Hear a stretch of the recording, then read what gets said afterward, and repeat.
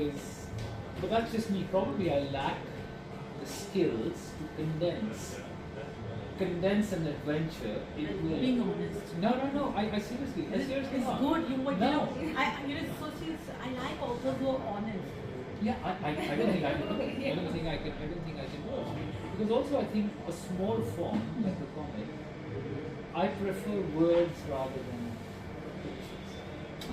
In a comic, when you're forced to rely more than half on pictures, for you to be able to convey the story. So I don't think I'm going to attempt that. I did write one for my sister's son. Okay, it was a small comic. I did write for them I think 3 or 4 years ago. I think I enjoyed the long form more than the short form. That's something that I will continue to do. And I think this is so good because normally, we often, we have this moral science lectures and look at the big term, long term picture, not the short term. That's a good one coming from you. Okay, with that, of course, the incredible adventures. And of course, a lot of books, a lot of good work is also being translated towards the big screen. Correct, yeah.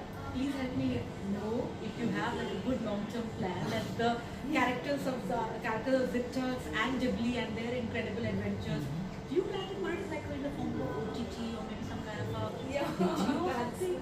Well, actually, it's something that I discussed with. And again, I'm saying Yes. because it is so relatable. And of course, these kinds of things, because we're teaching kids in school about 4.0, about AI, all that. But let me tell you, 90% of the task is still undone, and there's a lot that needs to be done. But you plan to, Actually, so this is the first. I found my illustrator, Alfonso Lorido. He's a South American. He lives in Montevideo, right, far away from here. So I did discuss with him once, saying that would you be willing to? He said that's not my word, but at the same time, if I look at it, now that you asked the question, there is a great potential to convert it into, let's say, a cartoon or a series, because you can relate it to like a Tintin and Snowy kind of a combination. Both of them have different levels. I would love to actually, you give me a very good idea, and now I need to go and find out opportunities to do that.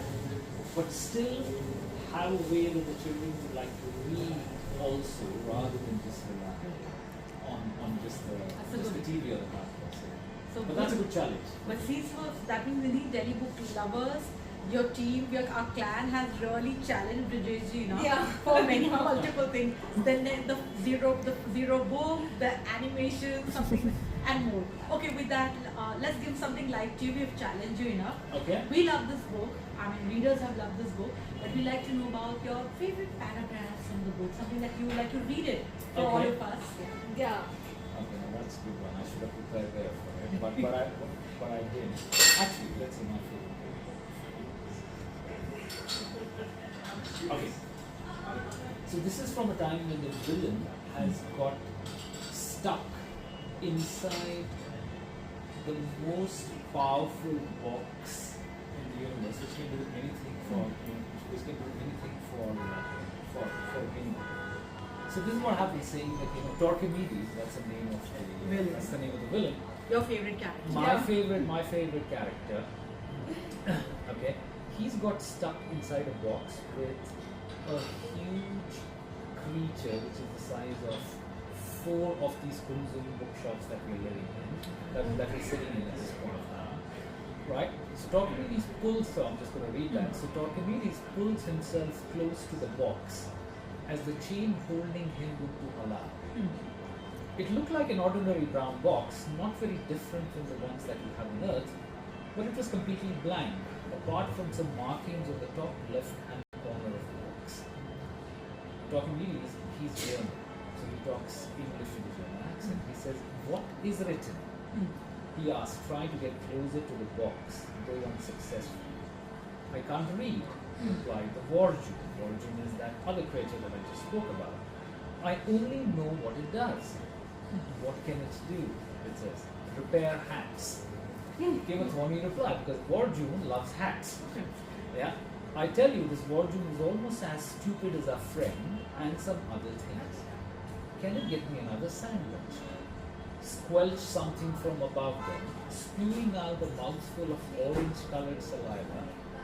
It was a PME, Warjun's closest friend. So, a small paragraph, but this just shows the amount of characters that keep coming in into the and they keep spoiling what Dr. Nidhi is trying to. And to me, that's what it's really this book about. That let your imagination run wild. Don't put limits on yourself, and you don't know what you discover. Brilliant, yeah. This is so cool. Let your imaginations, be wide, run, let them run. Okay, so on that note, let's open up for some more questions. And after any questions for Brijesh Ji and his work, yeah. Or any remarks? You've heard the conversation, so any remarks? Yes. Actually, in the morning only, I heard this podcast of Elon Musk. Okay. So I could relate this discussion with that podcast. So in that podcast,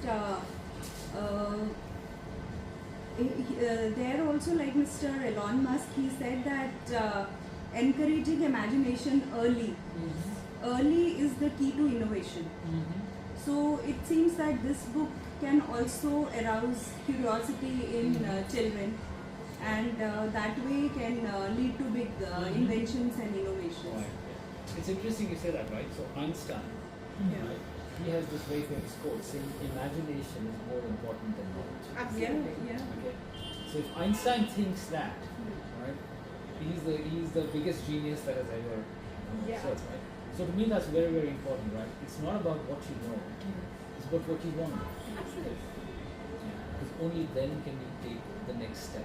So to me, that's the way that I don't want to sound philosophical or something like that, but to me, I think it resonates with what I was thinking about. So I would go back and love to listen to that. Yeah, it is a lovely podcast. Even I have not finished it yet. Okay.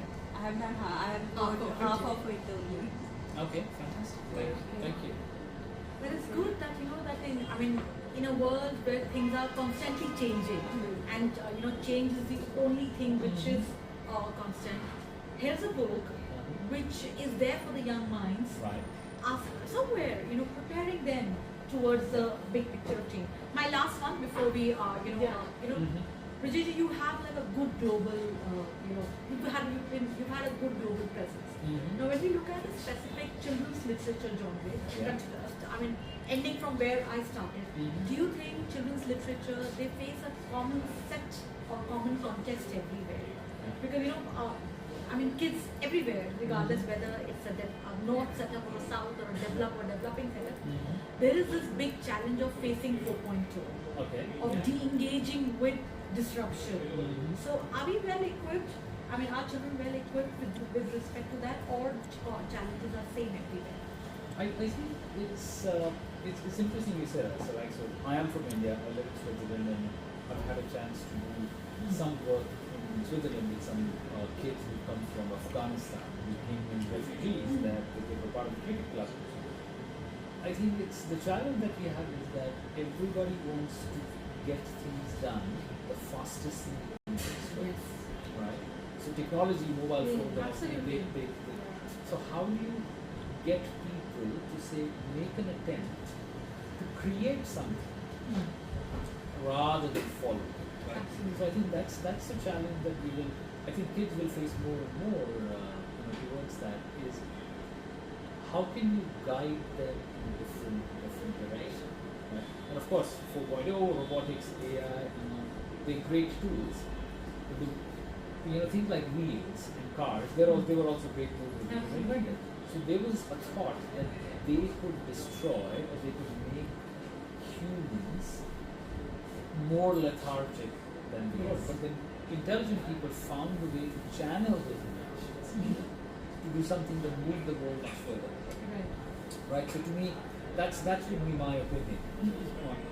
That's the way that you need to do. So children are the best place right now to say, here's what the technology that exists. How do I use it? But of course, like you said, so with children, they do need a little bit of guidance. And the guidance should not be instruction, but a conversation. That's what I think. The last one. Let this be the last one. Okay. Your message to all the science fiction lovers, to all the Delhi book lovers, your message to the team. My message to the team. Okay, so you already have a book lovers club, so that means you do read a lot, right? My message would be try and create something. It could even be a one page that you write yourself. Yeah. Right? Or think of 3 characters that you might create a story about, even if you don't write a book. Or just at least think of 3 characters and write down 3 simple questions. What they like, what they dislike, and which part of the world would you like to travel to. That might give you the setting to create a comic, like you said, or a book, or a movie. You never know. So read and create, and find somebody that you can show them to and get an honest story. So to me, that's the simple message. Great. So read and create. Very good. Thank you so much, Brijesh Ji. Wonderful talking to you. Thank you, Nidhi. Thank you to everyone at the Delhi Book Lovers. Really enjoyed this conversation. And a big thanks to Kunal out there. Yes. Yeah. Thank you so much. Thank you. Thank you. Thank you so much. Thank you. Yeah.